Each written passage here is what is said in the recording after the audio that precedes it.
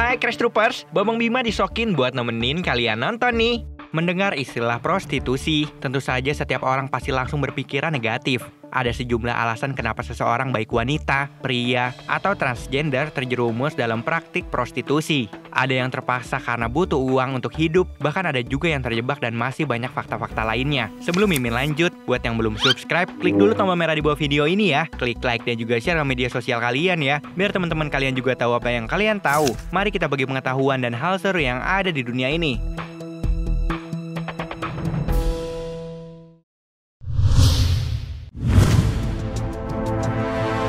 Korea Selatan menjadi salah satu negara yang paling vokal menuntut pertanggungjawaban Jepang terhadap kasus tentara Jepang yang pernah melancarkan praktik penculikan, pemerkosaan, dan pemaksaan terhadap perempuan muda selama Perang Dunia Kedua.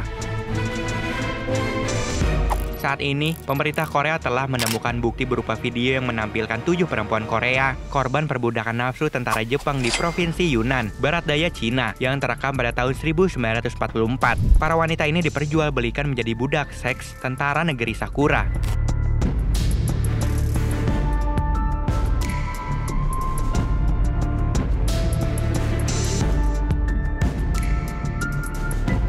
Bukti ini ditemukan oleh tim peneliti dari Seoul National University di antara ratusan gulungan film dan membutuhkan waktu sekitar 2 tahun untuk mencari rekam jejak yang tersimpan di Arsip Nasional dan Arsip Administrasi Amerika Serikat.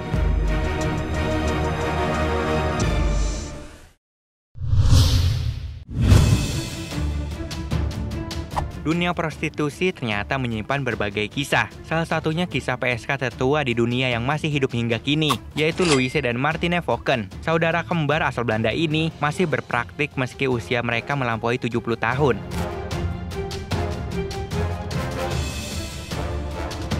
Selama ini, lebih dari 50 tahun keduanya menawarkan layanan seksual. Jika dihitung, sudah sekitar 355.000 pria yang mereka layani. Namun, keputusan Louise menjadi PSK dilatar belakangi nasib sedih. Saat masa remajanya, ia sudah menjadi ibu 3 anak. Lelaki pasangannya adalah sosok tega yang kerap melakukan kekerasan.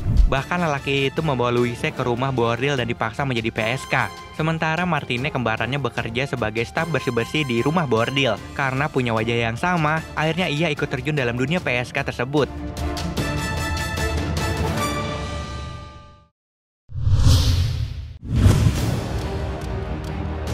Profesi prostitusi banyak dianggap sebagai profesi tertua di dunia. Pada awal 1900-an, di Amerika Serikat, para medis profesional mulai mengutip pernyataan bahwa prostitusi merupakan profesi tertua. Seperti berdasarkan keterangan antropolog University of Chicago, Don Kulik, menerangkan bahwa prostitusi memang sudah ada sejak awal peradaban manusia. Tetapi belum bisa dipastikan apakah PSK merupakan profesi tertua. Benar tidaknya hal ini juga terus menjadi perdebatan. Tapi ada bukti bahwa hewan juga terlibat perilaku prostitusi sejak lama. Bukti menunjukkan sekelompok simpanse betina yang hidup di Pantai Gading diteliti terlibat transaksi seks untuk memperoleh makanan.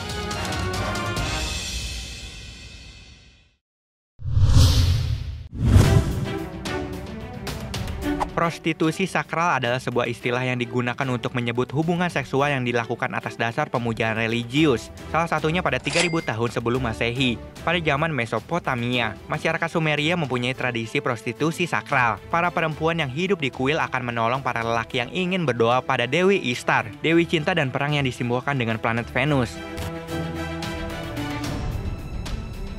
Para lelaki itu akan menyumbang untuk kuil, dan para wanita kuil akan membantu komunikasi dan memberikan energi dari Dewi Ishtar melalui tubuh mereka.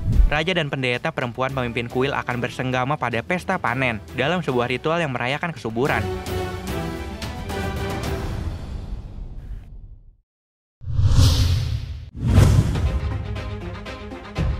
Sekolah harusnya ditujukan untuk mendidik muridnya menjadi orang yang pandai dan berakhlak mulia. Namun ternyata ada juga sekolah yang mendidik muridnya untuk menjadi PSK profesional.